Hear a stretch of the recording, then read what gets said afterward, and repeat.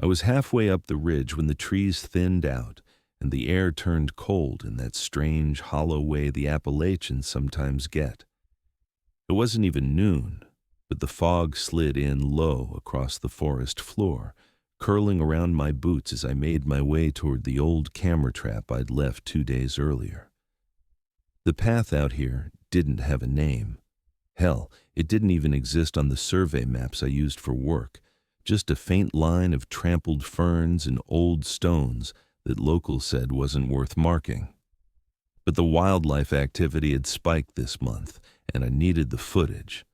I crouched beside the unit, brushed off the moisture, and popped the card out. Routine, automatic, comforting even, until the forest went quiet. Not quiet like birds pausing. Quiet like sound had been switched off. Even my breathing felt muted, like it wasn't reaching my own ears. I told myself it was just fog density messing with acoustics. I'd heard that before. But the way the silence pressed against my skull made me stand up a little too fast. I scanned the ground out of habit. There were footprints near the trap. Human-shaped, but wrong. They didn't sink. They didn't displace anything. It looked like someone had pressed the shape of a foot onto the forest floor the way you press a leaf between pages, flat, perfect, and weightless. I stepped back, pulse rising.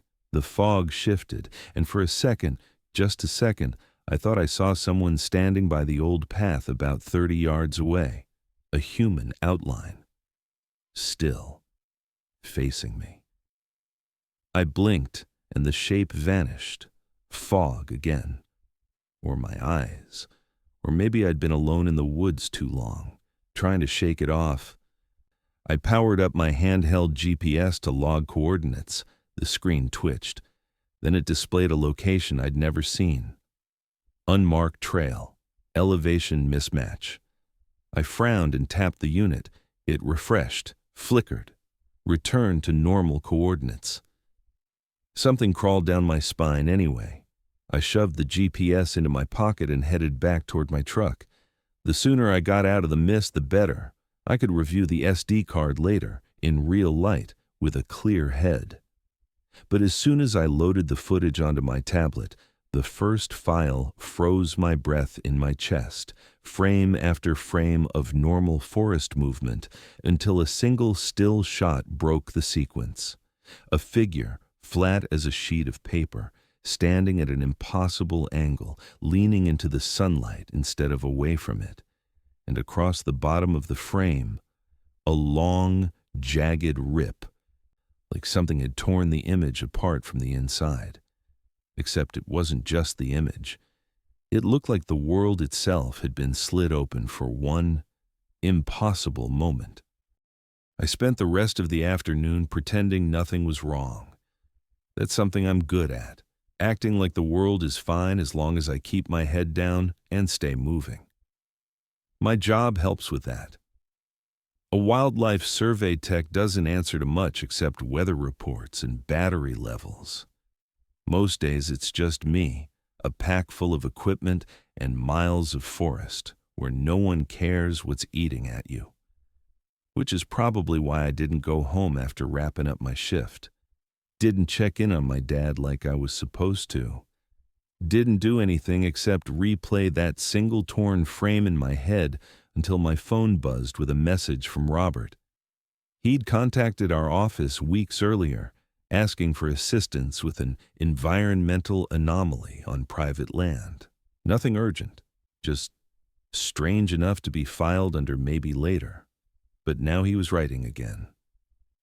"If you're still willing to come up the mountain," he wrote, "I think it's time someone saw this for themselves." Honestly, I said yes because I wanted distance, physical, mental, whatever I could get. Some people run from things. I volunteer for extra field work. The drive took me off paved road faster than I expected. Old gravel, switchbacks, trees booing overhead like ribs of a giant animal. My GPS lost signal 3 times before giving up entirely. By the time I reached the ridge, The sun was bleeding out behind the foothills, and the woods were thick with that Appalachian twilight that hits all at once. Robert's place came into view like a handful of homes tossed against the slope. Not a town, not even a village, just a scatter of porches clinging to the mountainside. Locals didn't call it anything, no signs on the road. No welcome marker. When I asked Robert what the area was known as, he shrugged. Some folks say the settlement up the mountain, he said. Others call it the ridge. A few old-timers use the hollow above the gorge. Doesn't matter. Places like this don't keep names for long. He said it so casually, but something in his tone made it feel truer than it should have. People stepped out to say hello as I got out of the truck. Friendly smiles, firm handshakes, all vague in the same way, like they'd practiced being welcoming but not specific. No one introduced themselves unless I asked. And when I asked what the place was actually called, everyone gave the same small shrug. Names slip, places stay. Inside Robert's cabin, the air smelled like pine and old paper. Maps covered one wall, topographic charts, hiking trails, wildlife ranges. I walked closer, scanning out of habit, and stopped. There was a footpath drawn in thin red ink running straight across the eastern slope, a long, straight line that cut through terrain too steep for any real trail. I frowned. I haven't seen this path before. Is it new? Robert leaned in beside me. That one? Must have been here when we moved in. He tapped the map lightly. Don't worry about what's old and what's new. Out here, things blend. It wasn't an answer, but he said it with the same calm certainty as people who truly believe what they're saying. He introduced me to Riley not long after. Young, maybe late 20s, wide eyes, a quiet tremor in his hands he tried to hide by keeping them in his pockets. You brought another tech up here? I asked. Riley shook his head. I'm not with your department. His voice barely carried. I'm just here, visiting. But the way he kept glancing at the tree line made visiting sound like a lie even he didn't believe. Robert didn't comment on it. Instead, he changed the subject to something he called the binding trail. Said it was an old tradition, part of the land's history. Folks walk it every year, he said. Keeps the place grounded, keeps it standing. I waited for him to elaborate, but he didn't. He just gave a slow nod like that should have explained everything. That night, Robert set me up in the small guest room. Simple bed, a desk, a mirror above the dresser. I washed up, checked my gear, tried to settle, tried to shake the crawling feeling I'd had ever since that torn camera frame. When I leaned over the sink to splash water on my face, I caught a shadow behind me in the mirror, tall, still, human-shaped. I spun around, empty room, just my pack on the chair and a jacket hanging off the doorknob. I stood there for a full minute, waiting for my heart to calm enough to breathe again, long enough to convince myself it was a reflection from the window or the doorway or anything harmless. Later, as I lay in bed, a faint sound drifted through the cabin walls. Paper, not rustling, not crumpling, pulling, a slow, deliberate drag like someone was peeling a sheet from a stack one fiber at a time. I held my breath. It stopped. In the morning, Riley was on the porch, pale, nervous. He didn't look at me when he spoke. If the trail marks you, his voice cracked, don't leave it. Then he stepped back inside and shut the door before I could ask what the hell that meant. Robert introduced me to Callan later that morning, the man everyone spoke about with a mixture of respect and caution. He wasn't old, but something in his posture made him look like he'd spent a lifetime leaning into mountain winds. Quiet face, eyes that didn't blink enough, hands clasped behind his back like he was always on the verge of beginning a sermon. He walked straight up to me, nodded once, and said, "You're here to see the trail." Not a question, not an introduction either. I opened my mouth to say something, anything, but Callan lifted a hand. "You should stay," he said. "Witness it for yourself."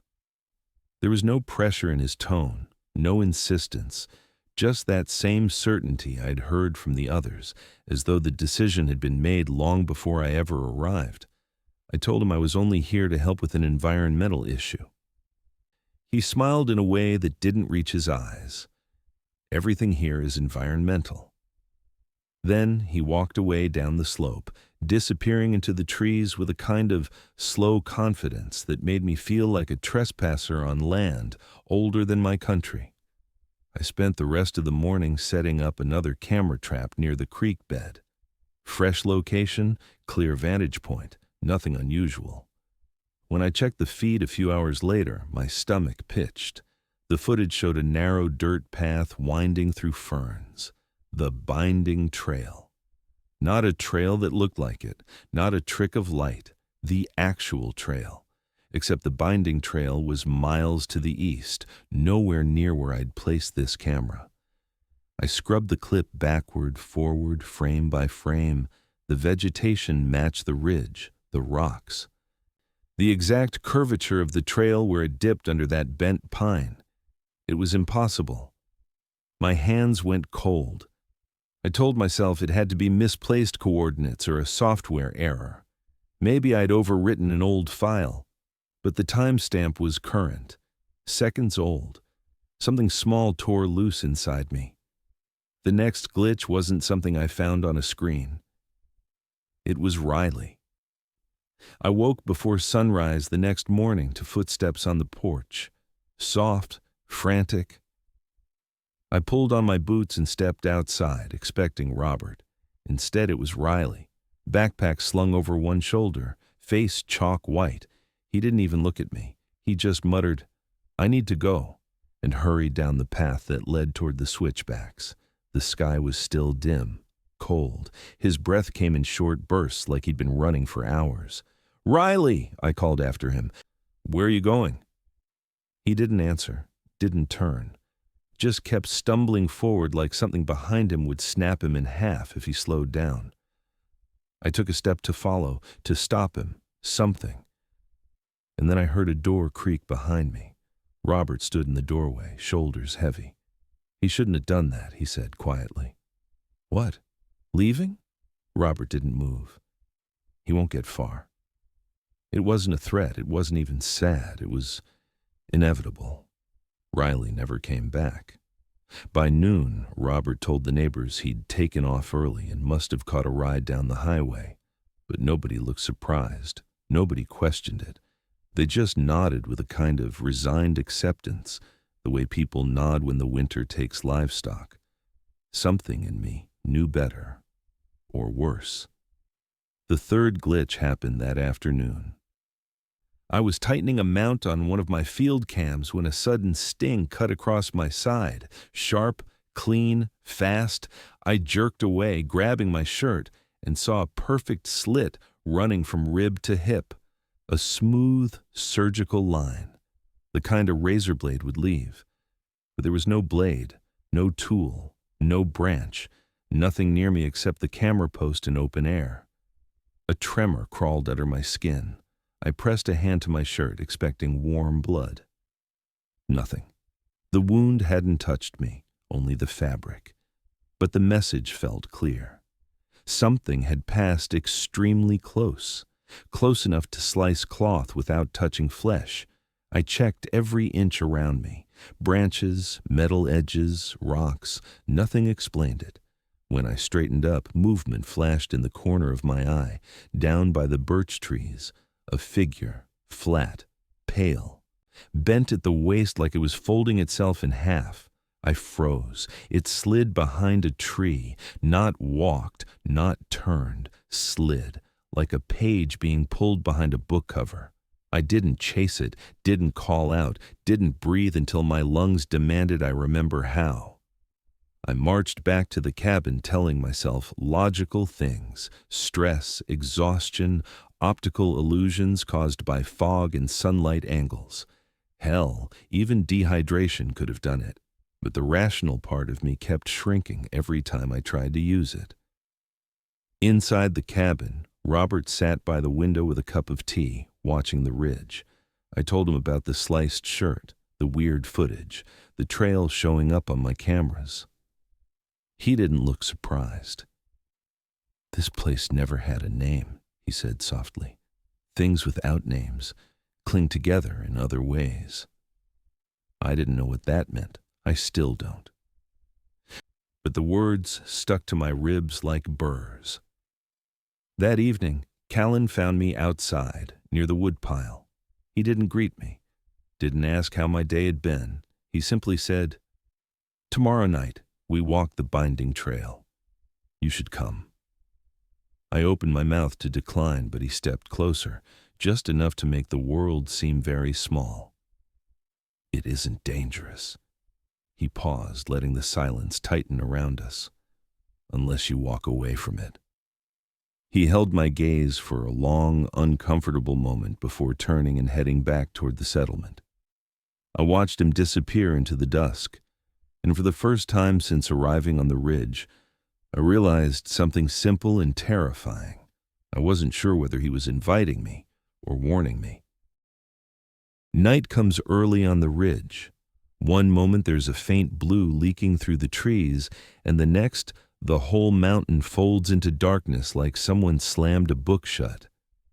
By the time Callan gathered everyone at the trailhead, I could barely make out the path in front of me. Lanterns glowed in a loose semicircle, their light wobbling in the breeze, casting long, thin shadows across faces that looked too calm for what we were about to do. No one explained the ritual. No instructions, no warnings. People just lifted their lanterns as if answering some quiet bell I couldn't hear and began walking into the woods. Callan fell in beside me. "Stay with the group," he said. "That's all that's required." That should have comforted me. It didn't.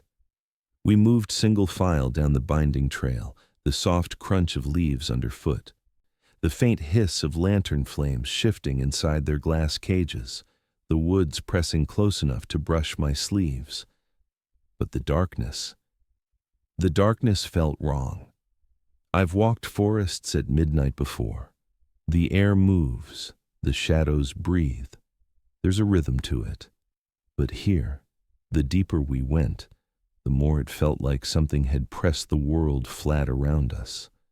Like we weren't walking through space, but between layers of it. And then the lanterns started catching them.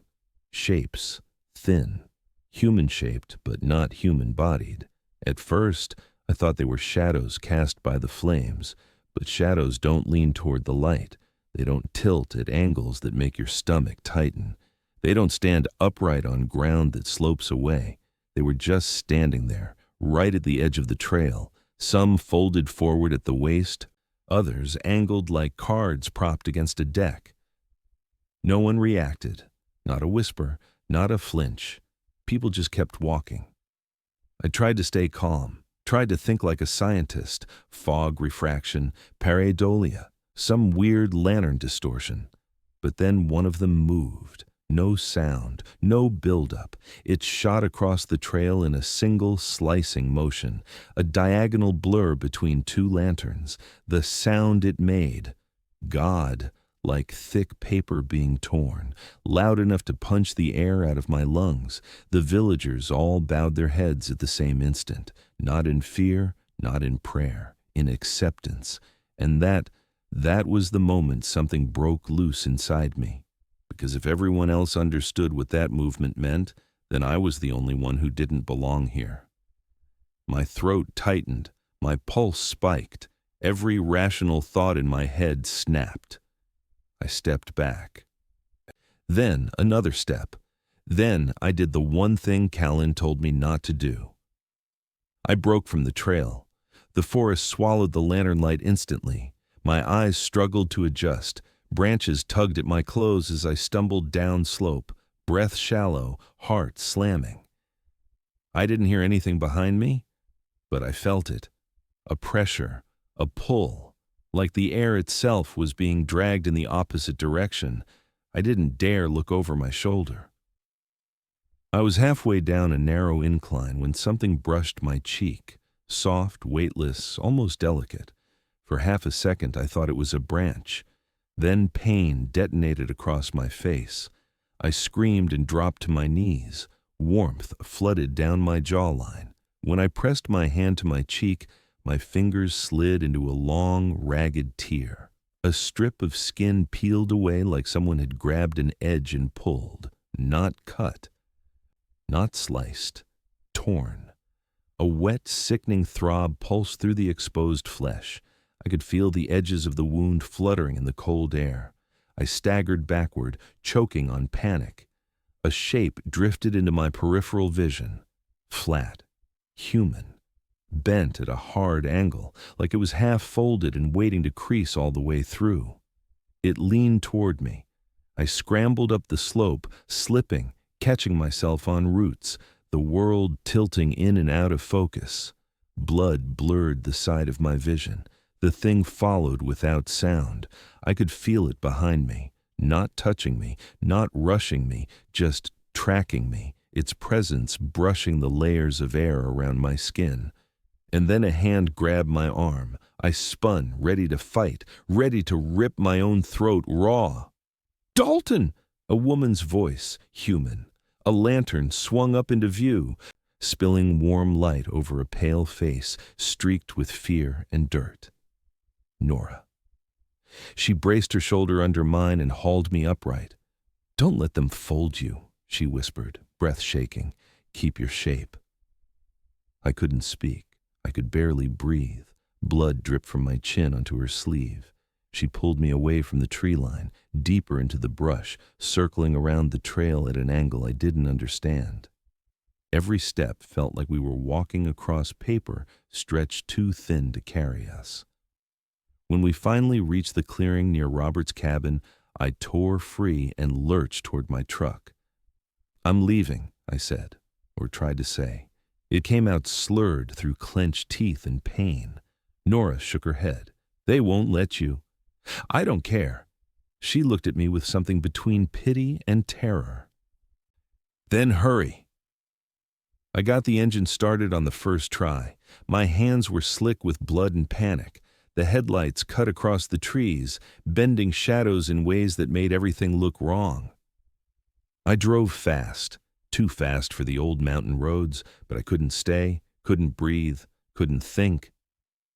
My GPS flickered back on. For a second I felt relief, until the screen rotated, corrected, and showed the same curve of road 3 times in a row. A loop, a perfect loop. I kept driving anyway. The road repeated itself. Same rock formation, same leaning pine, same rusted fence post, 3 times, 4, 5. I turned off onto a side path. Didn't help. Branches blurred in my peripheral vision, and the wound on my face burned like someone was dragging fingers along the exposed muscle. No signs marked the turns, no houses, no mile markers. Only the dark folded slopes of the mountain rising and falling like a heartbeat. I crested a ridge and finally saw open sky.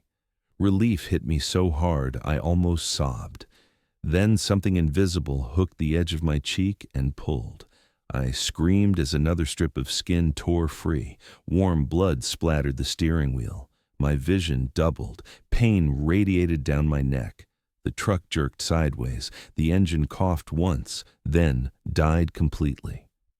Silence rushed in. Not the silence of night. A flat, depthless silence, like the world had lost one of its layers.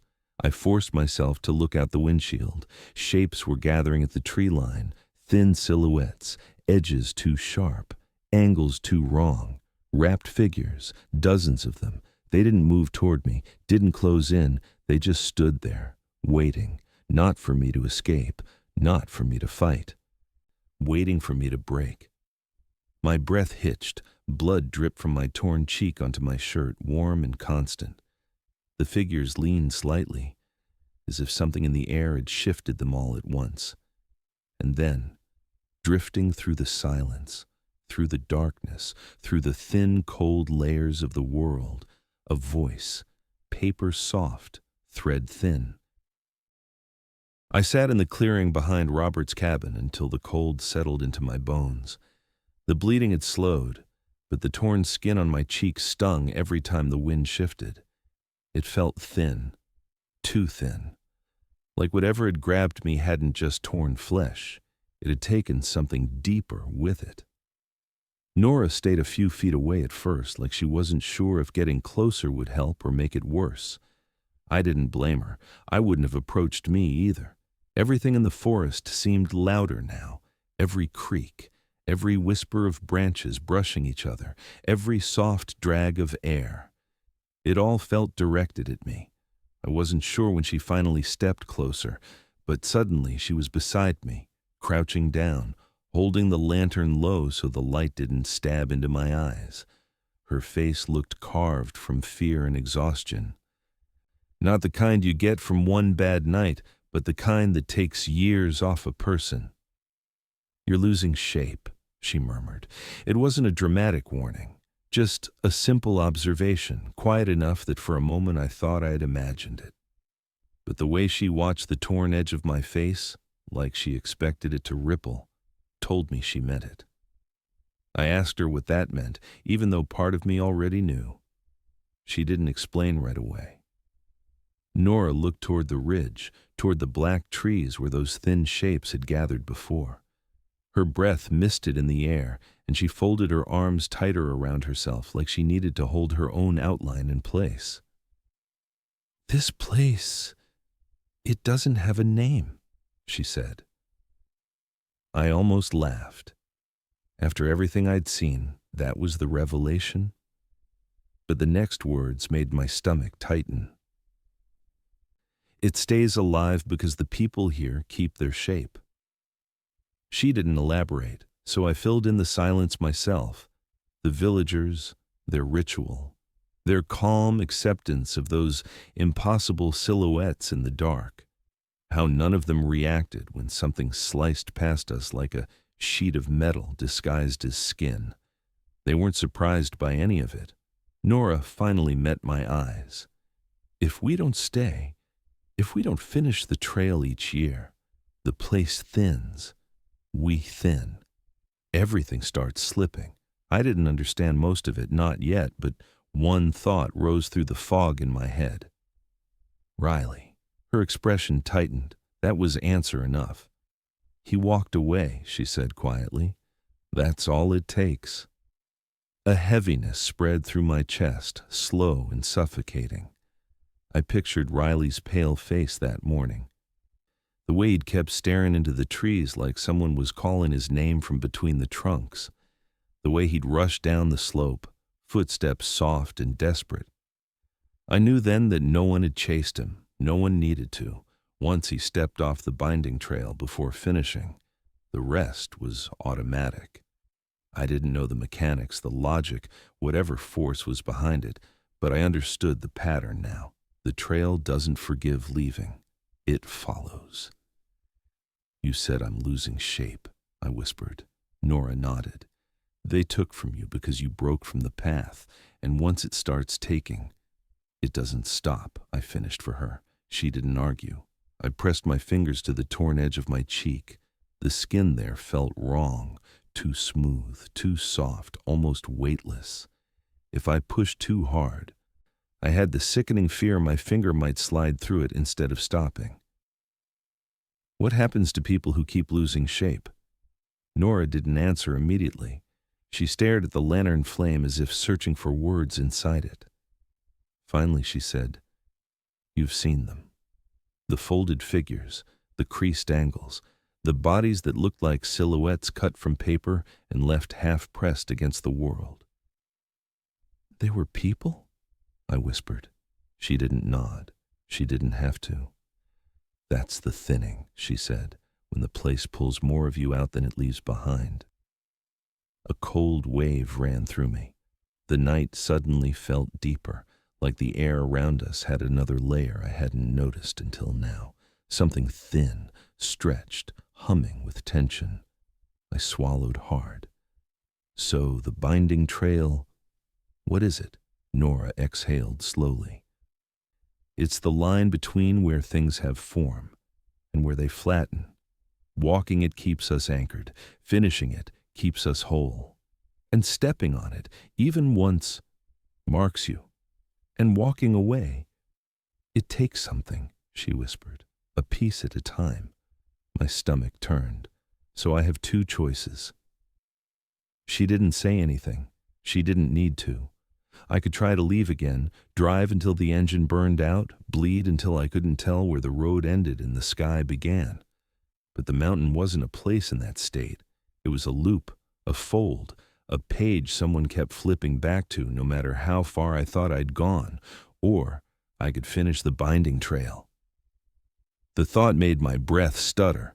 Everything in me wanted to reject it. No ritual should demand flesh. No path should threaten to peel a person apart for stepping off it. And yet, the alternative was visible in my own blood-stained hands, in the edges of my torn skin trembling when the wind touched them, in Riley's absence. Nora seemed to read the chaos in my face. She moved closer, but not enough to crowd me. She kept her voice low, steady, almost kind. You still have enough left, she said, but not for long. Those words hit harder than anything else she'd said. Enough left. Not long. I realized then that the forest wasn't watching me. It was measuring me, seeing how much of me it had already taken, how much more it needed before I slipped between the layers and joined the others. Something cracked open in my chest. Fear, anger, resignation, I couldn't tell. But I finally understood why Robert had brought me here. He hadn't lied. He hadn't forced anything. He'd simply given the settlement another chance to hold itself together. Robert never meant to hurt you, Nora murmured. He asked you to come because he thought you were strong enough to finish the trail, to keep this place standing. And if I don't? She didn't say it. She didn't have to. The answer stood in the woods like a row of crooked gravestones, watching, waiting, leaning in a direction with no wind. A long silence stretched between us. My heartbeat pulsed through the torn edge of my cheek. The world around me felt thinner every second, like the mountain wasn't resting under my feet but sagging. I pushed myself upright, legs shaking beneath me. The lantern light made the blood on my jaw shine like varnish. Nora didn't touch me this time, didn't guide me, didn't plead. She just stepped aside. And somehow, that was worse. Because it meant the decision wasn't hers, wasn't Robert's, wasn't the settlement's. It was mine. Finish the trail, or become the kind of thing that doesn't cast a real shadow anymore. A faint sound drifted from the ridge. Not a voice, not exactly. Just the suggestion of one, thin, stretched, almost brittle. I turned toward the forest. The blood on my cheek cracked as I moved, flaking like dried paint. My breath hitched, and for a moment, the whole world felt like it shifted a fraction of an inch, as if settling into a new fold. The path waited. The darkness stirred. And through it, soft, fragile, carried on a breeze that didn't touch the trees, came a whisper. Let the trail finish you. It didn't sound like a threat. It sounded like instruction. It sounded like truth. I don't remember most of the walk, just the cold, and the way the trail seemed to breathe under my feet, widening and narrowing like something alive was waiting for me to finish what I'd started. Completing the ritual wasn't dramatic. There was no chant, no spectacle, just a final stretch of the binding trail where the air tightened around my ribs and the ground hummed like a low, steady pulse. When I stepped across a patch of pale soil near the end, a faint glow rippled along the dirt, soft, almost shy, before fading back into the darkness. The shapes in the trees pulled away, not disappearing, just withdrawing deeper, like pages sliding back into a book. Robert found me standing there, shaking, barely upright. He didn't smile, didn't congratulate me. He just set a steady hand on my shoulder and said quietly, "It won't take more from you now, unless you leave it behind." I didn't ask what he meant. I didn't want to know. I only wanted distance, enough of it to breathe without feeling the mountain tug at the edges of my skin. No one stopped me when I left. No one followed. The settlement watched in silence, and for a moment I thought maybe I'd imagined all of it. But the road down the ridge felt different now. Not easier, not safer, just thinner. When I finally reached home, the first thing I noticed was the light. In the bathroom mirror, the left side of my face didn't reflect the way it used to. A section along my cheek stretching down toward my shoulder had a faint translucence to it, like tracing paper held against a lamp. When I leaned close, I could see light passing through the torn edge, a soft shimmer, almost pretty, if it didn't terrify me. The wind from the open window hit my skin, and the thin edge fluttered, curling and uncurling like a loose page in a draft. It made a small sound when it moved, a tearing sound, tiny but sharp enough to make my stomach twist. I pulled back fast, too fast, and the skin along my jaw crackled, protesting, like I'd bent something never meant to bend. I tried recording it on my phone, just to convince myself it was real. But every time I lifted the camera, the entire left side of my face refused to appear.